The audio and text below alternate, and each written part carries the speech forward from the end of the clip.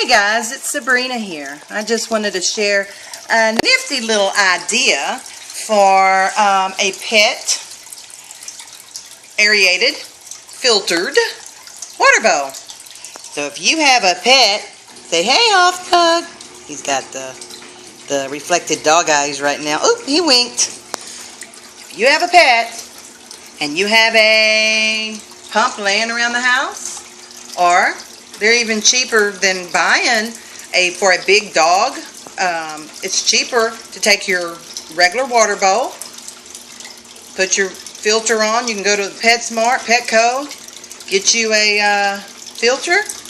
They run anywhere from $10 to $15, $20, depending on what you want. You don't have to have a big filter.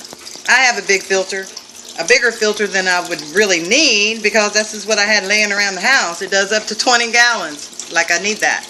But anyway, it's keeping my dog's water aerated. He's getting fresh water, and it works great. I used a big mouth bowl, as you can see right here. It's got a big lip on it. You don't have to have that. Now, the issue, what you may have, is that you see right here, this little area right here. Now, I don't have it leaning up against the bowl, but if you don't have that big lip right here, you see how that's fitted? Then you're going to have a little bit of an issue. It's going to want to kind of tilt. This will want to come in and touch the bowl, and it'll want to tilt. Now, you can just take something, like I did here, I put it up against my wall because I want it, where it's snug and safe and not being bumped off or anything like that. So I just placed that there for the vibration, if there's any.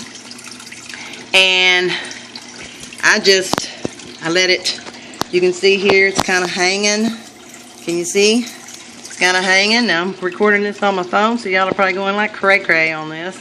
But anyway, it all works. I put me a little carbon filter in that. You can see it there.